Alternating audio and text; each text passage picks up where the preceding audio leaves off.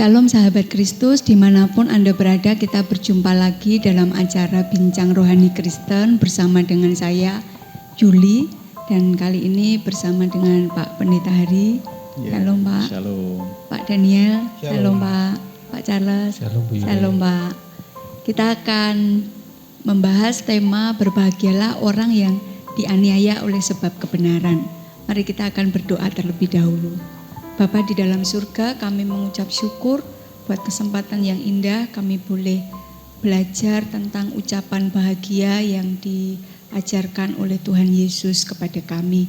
Biarlah Tuhan kesempatan yang terbaik ini kami boleh pergunakan untuk kami belajar bagaimana kami menjadi pengikut Kristus yang sejati, yang menyenangkan hati Tuhan kami, yaitu Engkau Bapa kami di surga. Berkati perbincangan kami malam hari ini, dan biarlah Tuhan setiap kami yang menyaksikan, kami mendapatkan berkat melalui acara ini.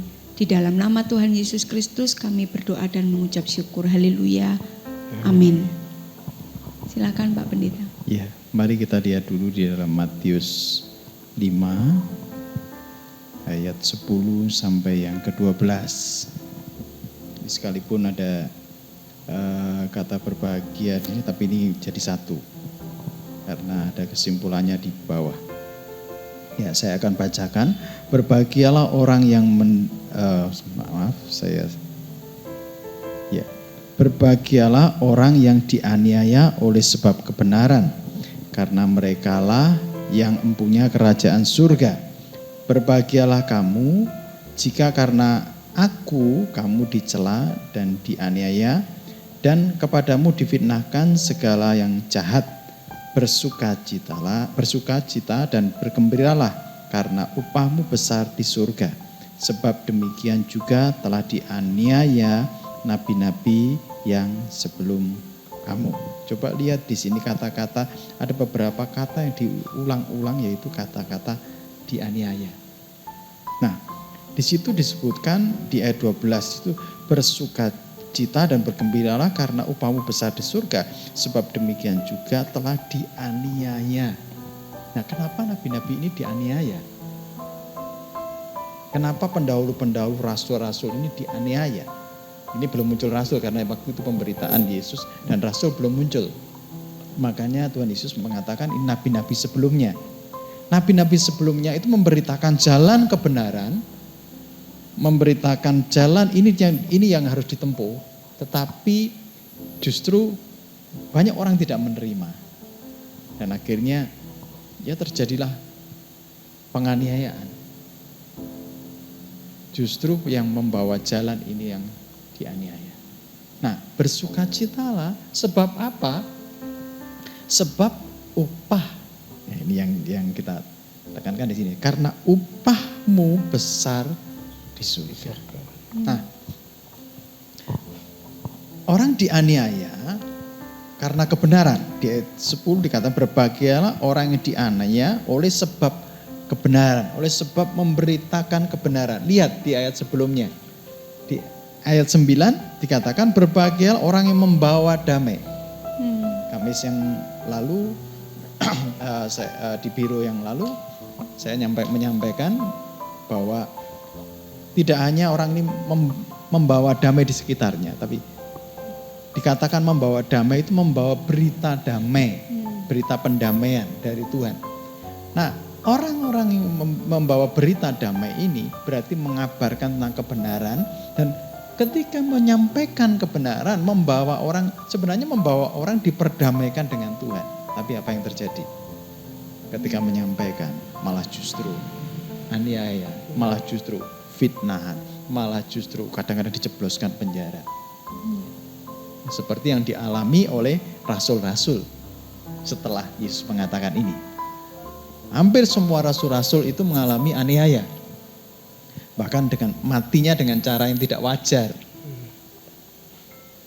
Tapi mereka tetap melakukan pemberitaan kebenaran. Kenapa?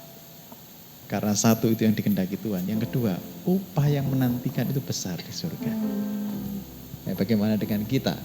Ya, jadi ada aniaya itu penderitaan itu yang disebabkan oleh karena kita memberitakan kebenaran, ada juga penderitaan itu yang disebabkan oleh kesalahan kita.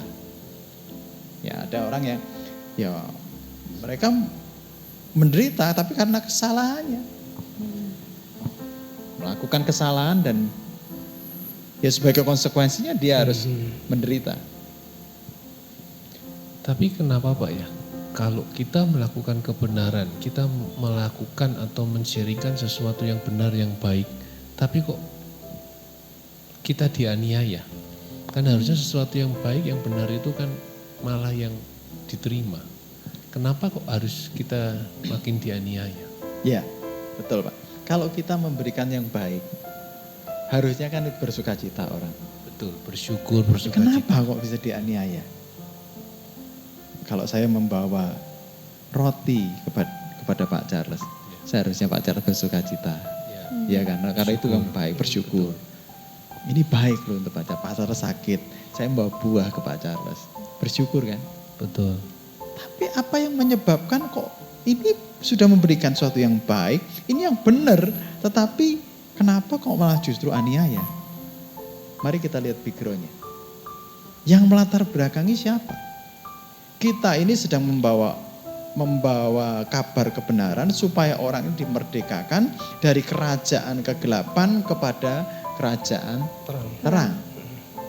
Nah, yang membuat semuanya jadi kacau balau dan kita menjadi dianiaya, kita tidak diterima, itu adalah gini, karena ada dua kerajaan yang saling berebut.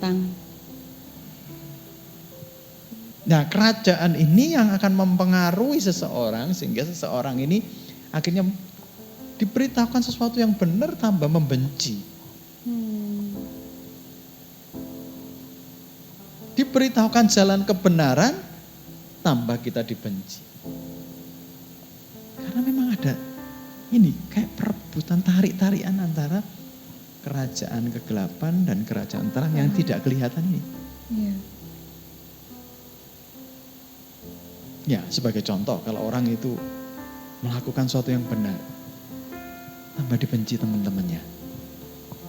Ya, bisa juga yang ekstrim dikucilkan. Dikucilkan. Nah, siapa yang sebenarnya kalau kita berpikir dengan pikiran yang sehat, harusnya itu baik kan? Contoh di dunia kerja, kita mengkumandangkan, ayo kita disiplin. Karena dengan disiplin gini pekerjaan selesai dan cepat dan kita bisa semuanya bisa istirahat dengan baik, ketemu dengan keluarga. Ini kan baik. Tetapi apa yang terjadi? Malah justru di situ di pekerjaan itu sok-sok seragam. Ada yang protes Pak ya? Ada yang protes, sok-sok ini sok rajin, sok gini. Padahal itu sesuatu yang baik loh.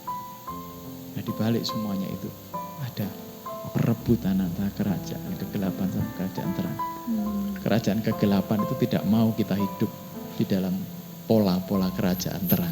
Ya, tapi saya melihat gini Pak. Memang kalau kita ingin melepaskan diri dari sebuah katakanlah ketidakbenaran, itu sangat sulit sekali Pak. Saya terus terang pernah terbelenggu dengan rokok. Kenapa saya ingin melepaskan? Karena saya dapat teguran dari firman Tuhan dari seorang hamba Tuhan dari Surabaya. Dia mengatakan seperti ini, terkutuklah orang yang mengandalkan manusia, tetapi diberkatilah orang yang mengandalkan Tuhan. Saya lihat rokok ini kan buatan manusia. Jadi kalau saya nggak ngerokok, hidup saya rasanya nggak enak. Dan waktu saya melepaskan rokok, benar-benar ingin melepaskan rokok, itu sangat sulit minta ampun. Jadi seolah-olah saya dianiaya.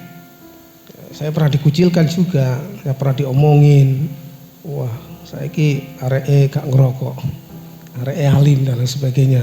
Nah, tapi itu semua tidak membuat saya mundur. Saya tetap harus melepaskan rokok, meskipun apa yang dikatakan seperti firman Tuhan dianiaya sekalipun secara rohani, saya tetap ingin melepaskan rokok sampai sekarang. Ini contoh-contoh kecil, ya. Contoh kecil sebelum sampai kepada yang ekstrim memberitakan kebenaran. Ya, tapi ini contoh kecil ketika kita hidup di dalam kebenaran, maka dunia pun juga mengucilkan. Ini kita lihat siapa yang mempengaruhi. Ya kan? Siapa yang mempengaruhi? Kerajaan kegelapan pengen narik kita terus di dalam dosa. Sedangkan kerajaan terang pengen menarik ke dalam kehidupan terang. Tapi bagaimana Pak cara kita mengukur atau kita menilai sesuatu kebenaran itu ya memang benar? Kan banyak orang bisa berbagai versi dan berbagai asumsi bahwa benar itu ini, benar itu ini. Jadi bermacam-macam Pak. Bagaimana caranya bisa menguji bahwa kebenaran itu ya yang seperti standarnya itu seperti ini. Yang hakiki yang Betul, yang hakiki itu yang dan yang itu yang standarnya yang dipegang gitu loh. Jadi supaya tidak ada kayak pertentangan. Ya itu menurutmu Pak yang benar, menurutku begini. standarnya bagaimana? Betul. Ya. Kalau yang terjadi, banyak yang terjadi itu kebenaran menurut dirinya sendiri. Ya, kebenaran menurut A dan kebenaran menurut B tidak sama dengan kebenaran menurut C, tidak sama semuanya.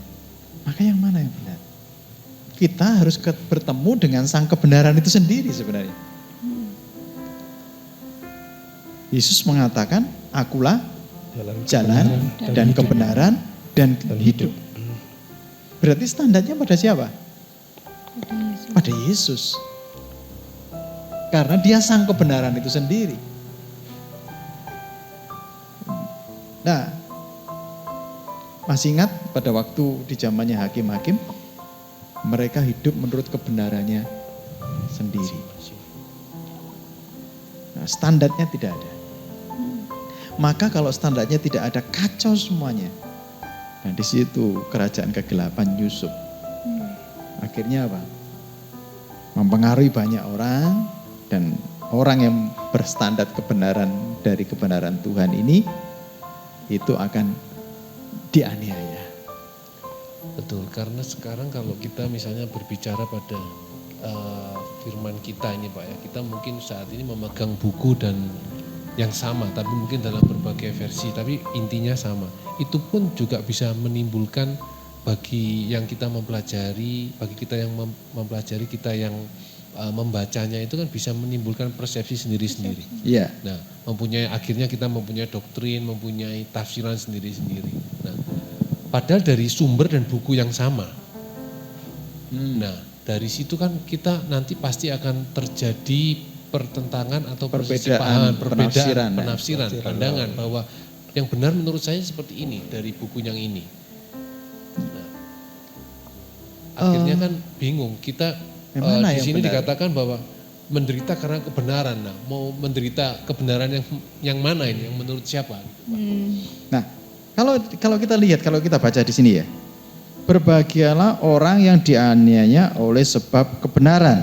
Siapa kebenaran itu sendiri? Berarti berbahagialah orang yang dianiaya oleh sebab Kristus. Boleh saya artikan seperti itu? Oleh karena Kristus. Karena mereka lah yang punya kerajaan surga. Jadi sang kebenaran sendiri adalah Kristus. Kalau penafsirannya gini, penafsiran tidak boleh penafsiran secara personal, individu. Kita harus lihat beberapa ayat, beberapa referensi. Sejarah mungkin Pak ya. Iya, mengapa ayat ini ditulis, itu perlu diselidiki. Sampai itu kebenaran itu benar-benar hakiki. Kalau benar, mungkin hari ini kita pandang benar. Tapi suatu saat nanti setelah kita sedih, ternyata yang kemarin saya belajar itu ada sesuatu yang belum saya pelajari. Ternyata di ayat gini menerangkan seperti ini. Kebenarannya semakin komplit. Jadi benar, tambah benar, tambah benar. Itu kebenaran yang hakiki. Kalau tidak, nanti antara satu sama lain, kalau kebenaran menurut kebenaran sendiri, ini bertengkar. Nah, kalau sudah di sini, kalau ini sudah bertengkar, siapa yang diuntungkan. Ya, jadi tolak ukurnya itu kan. Ya, dari yang diuntungkan siapa? Kerajaan kegelapan kan. Ya. Mereka sedang berdebat tentang kebenaran. Kerajaan kegelapan akan sorak-hore. Nah, satu hal Pak di sini yang penting sekali, kita punya Roh Kudus. Ya. Kita punya Roh Kudus yang akan memberikan penjelasan tentang kebenaran itu sendiri. Dari penjelasan Pak Hari ini saya bisa menarik kesimpulannya kembali lagi di ayat 3. Miskin di hadapan Tuhan. Iya. Jadi dengan kita mempelajari, kita mengetahui suatu kebenaran, kita akan menggali, men-sharingkan, dan akan jangan mempunyai pemikiran bahwa ya ini sudah aku uji, sudah aku telusuri, ini yang benar. Jadi kalau pendapat orang lain itu belum tentu benar. Merasa sudah cukup. Merasa sudah cukup, ya ini standarnya orang harus mengikuti ya seperti pemikiran doktrin saya ini. Iya. Nah, padahal mungkin dalam saat pembelajaran itu mungkin ada kekurangan atau kelengahan, jadi dia tidak melihat dari sisi yang lain. Jadi seharusnya kalau kita mempunyai, kembali lagi kalau kita mempunyai miskin di hadapan Tuhan, kita pasti akan menghargai dan menerima pendapat orang lain. Iya. Jadi akhirnya itu kembali lagi jadi satu kesatuan unity itu Pak ya. Iya. Jadi kalau di sini kita tahu, merasa tahu, mungkin kita akan berhenti sampai di situ. Nah, digali terus. Loh, Pak Hari kalau begitu kebenaran bisa berubah-ubah?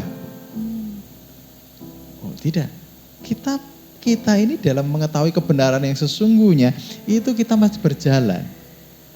Kalau kebenaran hakiki itu tidak pernah berubah sampai kapanpun. Saling menyempurnakan dan melengkapi. Iya, kita tahu wah ini benar saling menyempurnakan dan melengkapi. Dan kita tahu semakin ngerti. Tapi sangat sulit sekali Bapak untuk melangkah dalam area kebenaran. Masalahnya kita seolah-olah dianiaya oleh lingkungan, oleh sekelompok orang, terus oleh orang-orang yang berpandangan sempit, dikatakan kamu sok suci dan sebagainya. Jadi ada tekanan-tekanan yang menurut saya kok rasanya sulit sekali untuk mengarahkan diri kepada kebenaran Kristus. Memang gini, Gimana itu? yang terjadi gini, ketika kita mengikut Tuhan, masih ingat persyaratan mengikut Tuhan, yaitu apa? Menyangkal diri, terus memikul salibnya setiap hari. Nah, ini kan bertentangan dengan diri kita. Dagingan kita. Terus memikul salibnya setiap hari. Ada orang yang mengatakan ini, ya beginilah pikul salib, saya menderita pikul salib. Lihat dulu, apakah itu penderitanya karena apa? Karena kebenaran atau karena kesalahannya sendiri? Iya. Saya ketemu dengan seorang, ya beginilah Pak, saya ini ikut Tuhan, jadi beginilah pikul salib, minta-minta. Pernah menjumpai orang seperti itu? Penderitaannya itu bukan karena kebenaran, tapi karena dia tidak mau bekerja. Jadi penderitaannya ini karena apa? Kalau penderitaannya ini karena kebenaran, mengalami aniaya, berarti tambah itu betul. Ini benar-benar teruji, berarti kerajaan kegelapan tidak mau terima. Tapi ada juga yang orang hidup di dalam ketidakbenaran, tambah justru santai-santai, makmur, tidak dianiaya. Nah ini mata ditanda tanya besar. Ini senang. Jadi kerajaan kegelapan itu sudah, wah ini sudah ada di pihakku, sudah ada di pihakku. Jadi sudah tidak berjuang lagi. Jadi memang kalau mempunyai prinsip dasar miskin di hadapan Tuhan itu mungkin enak Pak ya. Jadi meskipun kita sekarang semua duduk di sini, saya membaca dari Kejadian sampai Wahyu. Saya menyimpulkan, misalnya pembahasan yang tidak pernah habis-habisnya kan Tritunggal itu Pak ya. Ya. Saya membaca bahwa Tuhan itu cuma satu. Mungkin Pak Daniel baca bahwa Tuhan itu dua. Nah, mungkin Pak Hari membaca itu Tuhan itu tiga. Nah, kalau kita mempunyai pemikiran kita miskin hadapan Tuhan, saya berpikir ini apakah iya? Nah, kan enak. Ya. Kita bisa, aku berpikiran satu, Pak dua, Pak tiga. Dasarnya apa? Dasarnya apa? Nah, dari situ kan kita kan Saling mendengar, diskusi, rembukan. ya. Tuh, Nah. Roh Kudus yang memberikan Betul. pencerahan. Betul. Betul, Pak. Dari situ kan kayak akhirnya kita bisa saling melengkapi, Iya. unity, tidak perlu sampai ada gesekan bahwa enggak punya aku yang betul, punyaku yang betul. Ya, otot-ototan Ya, betul. otot-ototan. Akhirnya apa? Terjadi perpecahan pasti. Akhirnya Ya, saling kalau menganiaya. saling otot-ototan yang betul, bagaimana dengan penguasa kegelapan? Oh, dia diam saja. Senang. Senang, biarkan gini, biarkan. Terus dia ambil keuntungan di situ, masuk. Padahal mungkin juga yang diotot-ototkan semua itu pada nggak ada yang benernya. Buruknya itu pada nggak ada yang Ekstrimnya benernya. begitu ya, Dasarnya pada yang ngawur semua. Ya. Ya jadi gini, kita harus paham benar strateginya bahwa ini ada di pihak siapa. Nah, pasti setiap orang, pasti ini, di mana-mana kebenaran, setiap orang yang memberitakan kebenaran, apapun itu, pasti tidak disukai orang. Nah, kebenaran yang mana? Nah, di sini mari kita lihat. Di ayat yang ke-9, berbahagialah orang yang membawa damai. Berbahagialah orang yang membawa kabar damai juga sama kan. Nah, setelah itu kalau kita membawa kabar damai, memberitakan kebenaran, memberitakan sang kebenaran itu sendiri, membawa kepada orang itu. Dan ketika kita membawa kepada orang itu, justru malah kita dicela. Artinya ada dua kerajaan yang saling bertempur. Tapi sebetulnya waktu kita dalam area kebenaran Pak, ya jelas-jelas ada pertentangan Pak ya, antara gelap dan terang gitu ya. Tapi kan dikatakan di dalam firman Tuhan kalau kita berjalan dalam area kebenaran Tuhan, Tuhan kan nggak tinggal diam Pak. Ya, Dia pasti akan bela, no? ya. Tuhan pasti bela. Pasti kan bela Loh. ya. Kalau Tuhan bela, berarti bisa lepas dari aniaya. Nah, ya itu. Enggak Pak, tetap dianiaya, tetap mengalami penganiayaan, tapi kan dia tetap merasa sukacita. Ya. Iya. Ada Nah, sukacita, ini luar biasa. sukacitanya Ini yang karena apa? Lihat di sini di ayat yang 12. Bersukacita dan bergembiralah karena apa? Upahmu Besar di surga. besar di surga. Mereka bersukacita karena apa? Upah yang besar di surga itu apa? Bertemu dengan penciptanya. Kok aneh, Pak? Bertemu dengan sang kebenaran. Dianiaya tapi punya sukacita. Iya. Dia punya Luar biasa itu ya. punya pemikiran yang ke depan sekali. Berarti nggak semua orang Mbak bisa mengalami seperti itu ya. Ya, pengertiannya ini yang Iya. tidak semua orang bisa mengerti.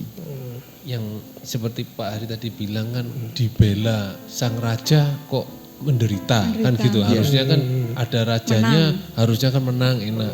Kan juga kadang kita sebagai berjalannya waktu kadang kita kan mengalami kesusahan atau mengalami yang tidak enak. Bahkan ada orang bilang, "Ngono jarene Kristen." Ya, kok sorot tok ae uripe kan gitu, Pak. Raja kita telah menang. Yesus telah menang. Oke, kita ini siapa? Anak-anak raja. Betul. Anak-anak raja. Anak-anak raja kita nanti ditentukan untuk memerintah bersama dengan dia. Oke, sekarang lihat. Kalau kerajaan itu mempunyai, ya kan raja itu mempunyai bapak anak-anak. Siapa nanti yang bersama-sama memerintah? Dia yang dilatih berperang. Ini anak raja. Anak raja itu kan gak perlu susah sebenarnya. Tapi kenapa raja itu melatih berperang? Karena untuk memerintah persyaratannya dia pun juga harus menang. Iya. Harus ahli dan pandai dalam Anak peperangan. kita ketika kita anak raja, kita jangan berpikir kita pasti dilindungi. Pasti dilindungi. Tapi gini, raja itu pengen melihat anak-anaknya itu sebagai pejuang, sebagai warrior. Nah, disinilah muncul pahlawan-pahlawan. Jadi kalau kita anak raja cuman menikmati saja, jangan berharap nanti ikut memerintah. Anak-anak gampangan. Menunggu warisan Pak ya. Itu cuma anak-anak ya nanti ya jadi anak raja tapi Anak-anak gampangan Pak. tapi tidak ikut memerintah. Orang yang ikut memerintah itu yang terampil berperang. Jadi kalau rajanya ini raja yang menderita, pernah menderita, maka kita pun juga dilatih sama rajanya. Jadi kita jangan sekedar cuman jadi worshiper, tapi Tuhan melatih kita juga jadi warrior. Pejuang. Ini ucapan berbahagia yang memang paling paradoks ya, paling bertentangan. Iya, Karena dari orang semuanya. dianiaya tapi berbahagia. Dari semuanya dianiaya tapi berbahagia. Iya. Kalau yang lain kan cuma satu ayat. Iya, mungkin karena berbahagia bersukacita ini karena melihat yang jauh ke depan tadi itu, tujuan akhirnya itu ya. Upahmu besar di surga. Iya. Jadi kalau dalam hidup kita selama kita perjalanan hidup itu hidupnya nggak terlalu berkerikil itu berarti Mulus-mulus saja itu tanda tanya besar, Pak. Kalau mulus-mulus saja itu tanda tanya besar. harus bersedih Pak ya, nggak boleh bersukacita. Iya, karena apa ya? Sesuatu yang mulia itu harus mengalami sebuah proses. Ya betul. Ya. Jadi kalau lagi tenang-tenang, nyaman-nyaman kita yang harus cari perkara berarti Pak. Wah, ini lain. Kalau ini tidak, bagaimana kalau kita memberitakan kebenaran untuk kita ngalami aniaya? Contoh gini, kita berusaha memberitakan kebenaran di kalangan banyak orang langsung ini kita ditangkap polisi. Ya, contoh seperti itu, ekstrim. Kita ditangkap polisi, kemudian karena kamu ini salah, ini negara ini adalah negara yang bebas. Ya. Ini kebinekaan ada di sini. Kalau seperti itu, yang salah siapa? Iya, diri sendiri. Ya kita. Jadi penderitaan itu jangan sampai karena kesalahan kita sendiri. Ya. Kita harus cerdik Harus seperti berikan. ular dan tulus seperti merpati. Kita harus ngerti Jangan benar. dibalik ya Pak. Iya. Jangan sampai Cerdik seperti merpati. wah, Dulu seperti atau cerdik saja tanpa tulus itu suka ngakali. Kalau tulus saja diakali. ya. Tapi di mana-mana Pak, saya lihat orang dunia juga tahu hal ini ya. Kebahagiaan itu harus melalui proses, apalagi kita di dalam Tuhan. Ini kan jelas. Upah Harus itu mulia. mengalami aniaya dan Upah itu mulia. Sesuatu yang mulia tidak mungkin tanpa proses. benar. Ya. Ini ucapan berbahagia yang paling menantang. Paling menantang. Makanya dari yang keberapa itu yang mulai bersifat aktif semua. Ya. Oke? Ya, luar biasa. Terima kasih Pak Pendeta, Pak Ya. Daniel, Pak Charles, sahabat Kristus yang berbahagia. Kita telah sampai pada ucapan berbahagia yang terakhir dan justru di ucapan bahagia yang terakhirlah kita mendapatkan tantangan. Sudahkah engkau siap mengalami aniaya oleh sebab kebenaran yang sedang engkau kerjakan? Kalau hidupmu mulus-mulus, mulailah berpikir, jangan-jangan kita adalah anak-anak gampangan yang tidak mau mengambil resiko dan pada akhirnya kita tidak menikmati kesempatan untuk memerintah bersama dengan Raja di atas gelar Raja. Maukah engkau berbahagia? Maukah engkau mengalami aniaya? Dan persiapkan diri kita saat ini. Mari kita datang kepada Tuhan.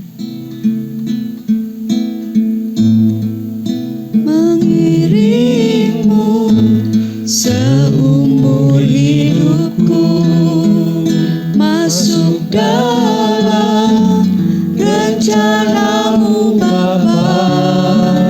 Pikiranku, kehendakku, ku serahkan padamu. Harapanku hanya di dalam-Mu. Ku kan teguh bersama-Mu Bapa. Jadikanku bejana-Mu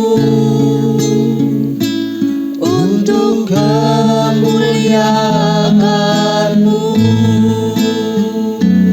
untuk memuliakan-Mu, untuk memuliakan-Mu. Kami mengucap syukur dan terima kasih Tuhan, karena firman-Mu hari ini mengajar kami untuk kami tetap di dalam kebenaran, untuk kami tetap memberitakan kebenaran. Kami percaya Roh Kudus menyertai kami, Roh Kudus selalu memberikan kami perlindungan.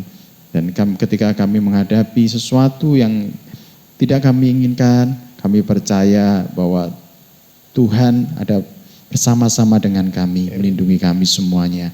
Terima kasih Tuhan Yesus, biarlah kami tetap memberitakan kebenaran. Dan kami percaya bahwa kebenaran itu akan memerdekakan kami semuanya. Terima kasih Tuhan Yesus.